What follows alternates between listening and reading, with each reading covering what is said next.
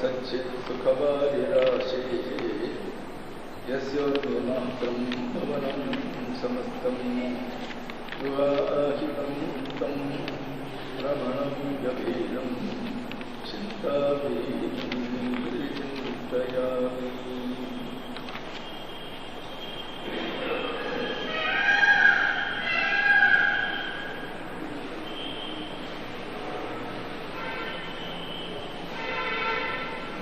Sixth shloka of Ashtavakra Gita. Na sukhi na chava dukhi na viratto na sangamani na bhukshuhu na bhaktaha na kinchin na chakinchana. We saw a portion of it the other day. A liberated soul, the one who is liberated while alive, the Jivan Mukta, because he has reached a state of no mind, where there is no mind to function at all. So all the mind's functions have been kept in abeyance. The consciousness, the super consciousness, the pure consciousness whom we call the Lord, who is all-knowing, who is Sarvajna, who is the father of all the intelligence in the entire world. He has become that. So as such, he will not lack in any knowledge, he will not lack in any memory. It will come to him without the need for the medium of a memory box. So naturally, it is not that Jivan Mukta never gets any unhappiness. He does get unhappiness. While cutting some vegetable or fruit, he may cut off his finger, he may feel the pain, he may have fever. And how many have had cancer?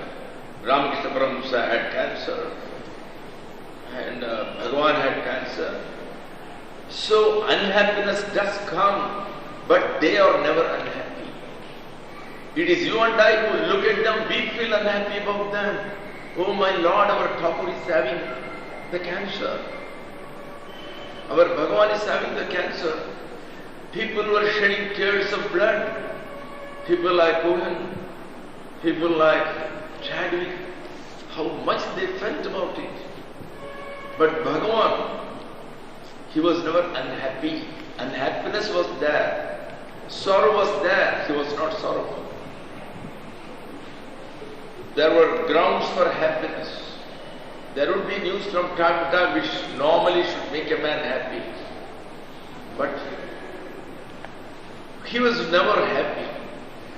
I mean, there is nothing like exulting in happiness. He was keeping his equipoise at all times. Na sukhi, na java dukhi, na virakto, na sangavan. At that stage when he has become one with that reality, there is only one reality. There is only one reality called the super consciousness. You may call it the God, you may call it the Lord, you may call it the self. And it is that which has taken the form of all the shapes and forms. But they are all in effect that super consciousness. So when there is nothing else apart from you, only your own self exists in all the forms, where is the question of any other objects which is capable of seducing you or attracting you or fascinating you? So the question of being attracted by some or getting disinterested in some, getting vairagya, getting dispassion, hating something, the question doesn't rise. As he alone exists, and all the various objects of the world are all his own mental creations. So, which object is there to lure him? No. There will be no objects apart from him. So nothing can lure him, nothing can make him hate it. There is no question of going away from any object. There is no question of going towards any object. There is no object at all apart from him. They are all his own shadows. They are all the same self with different shapes and forms.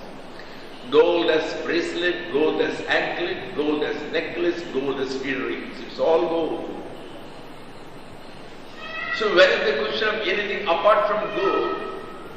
Will the earring be attracted towards the omelettes? Will the omelettes be attracted towards the bracelets?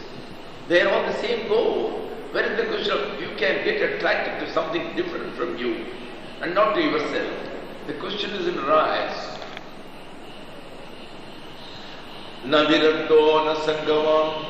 So neither you can say that he is dispassionate, he is indifferent to an object. There is no object at all. That is the question of indifference. Viratta means the one who is indifferent, the one who has had dispassion. Na sangama, nor is he attracted by it, nor does he want it. Oh, I would like to have 2 more of this gulab jamun. No. Because the gulab jamun is nothing separate from him. It's only his own another shape and form. He can create 1,000 things more attractive than gulab jamun. I am the creator. So what need is there for me to be attracted by gulab jamun or by any sweet? Na mumukshu na chava muktaha. You can't call him that he's a seeker after liberation. Mumukshu means a seeker after liberation. He is not a seeker after liberation. Then what? It is shocking. A Jivan Mukta who has all his life been laboring. You mentioned that he never labored for moksha, then what is he laboring for? What is his aim or object? A Jivan Mukta, when once he has come, he knew that he was always liberated. He was Nitya Mukta. When did he ever get a bondage? The bondage was in your mind. You thought you were the body. So you thought that all the bondages that body has, its mortality, it's being bound by time and space. You attribute it to yourself. But actually speaking, you are always there. Supposing I am a Swamiji, during my dream, I saw that I was a beggar. I mean, that I was a king. But have I become a king? Even while sleeping, while dreaming, I remind the Swamiji only. So I was always so where is the question of saying, oh, fortunately I relinquished my kingdom and came back. Where is the kingdom? It is only your imagination. There is no kingdom, you are never a king. You are always a Swamiji. You had nothing which you can claim as your own. So, na mumukshuhu na chavamtaha. You can't say that he was a seeker after liberation and finally, after a lot of sadhana, he got liberated. The question doesn't arise because he was ever liberated. We are all he.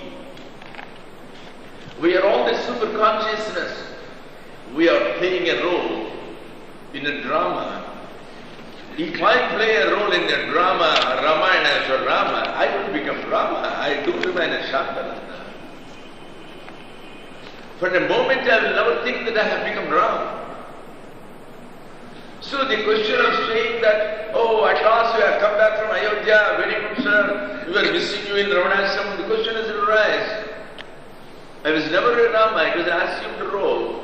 All the time I was aware that I was Shantananda. So, na mukshuhu na chavamukta. So he was never a seeker after liberation.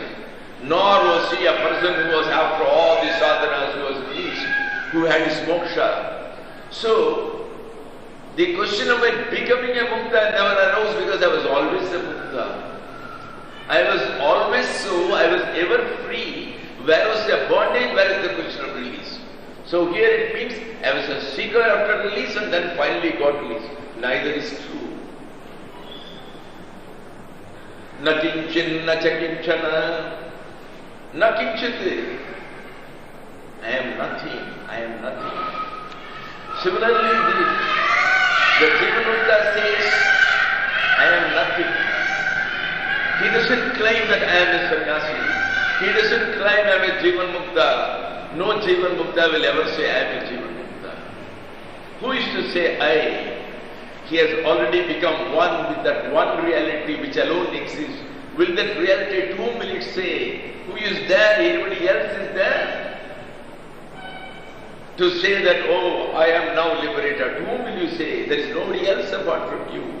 So the question of your proclaiming it to the world doesn't arise, because there is no world for you to proclaim.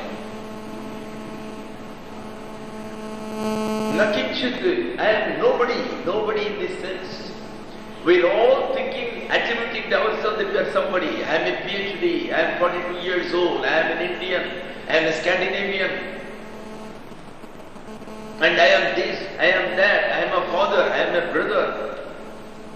So nothing, I am nothing. I am never a father, I am never a graduate, I am nothing. Absolutely, because all individuality has been wiped off from the roots. There is nothing remains of the individual called Shantananda. He was dissolved, he was melted away.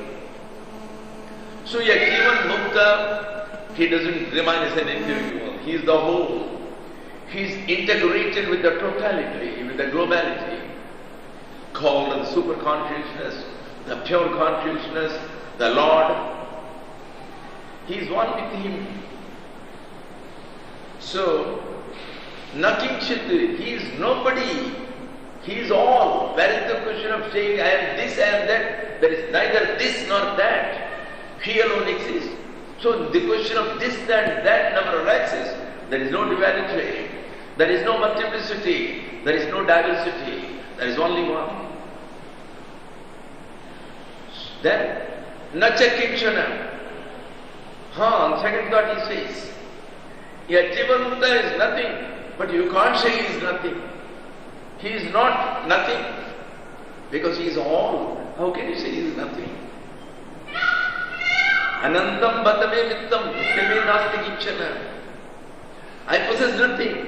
I don't claim this belongs to me, this belongs to me. But the King of Kings, he belongs to me. I have become one with him. So you can say my wealth is infinite. It is not these small things which get exhausted, which can be stolen, which can be burnt, which can be lost in floods. Mine is something which cannot be lost. It can never get lost, it can never die. Nobody can steal it. So that infinite wealth is me. So, na kinchan, na cha kinchana. From the individual's point of view, there is no individuality left, I am nothing. But from the ultimate point of view, I am all. So you can't say I am nothing. So I am all. See, contradictions is a must when you try to delineate or propound something which is beyond the ken of all your senses. You can only sense it through your intuition. You can only sense it through your heart. It is not possible. The very first shloka of Srimad Bhagavatam, one of the greatest epics of the day, it starts, it's one of the first shloka, the invocatory hymn. It's the most beautiful one. He doesn't, the invocatory address is not addressed to any particular God, not to Shiva, not to Vishnu, not to even a God. It is addressed to the ultimate truth, Brahman. Whichever is the ultimate reality about him, Satyam Param Dhimahi. I bow to that supreme transcendental truth, that reality. Well, if that reality is beyond all this transcendental, you can't catch it. Then what is the fun in telling me that it should be one to whom you should prostrate? To whom will I prostrate when I can't catch it? No. A tradition has been started of the Guru and Shishya from the Lord himself. The Lord has not revealed it to anybody. Today you won't have anything, no knowledge at all. If the Lord has not revealed the Quran, there cannot be any Islam. If the Lord has not revealed the Vedas, today there cannot be any Hinduism. If the Lord has not revealed the Bible, there cannot be any Christian today. So it is the one Lord, it is not different Lords, it is not that The one who revealed to Moses that commandments, he was not a different Lord from Lord Krishna.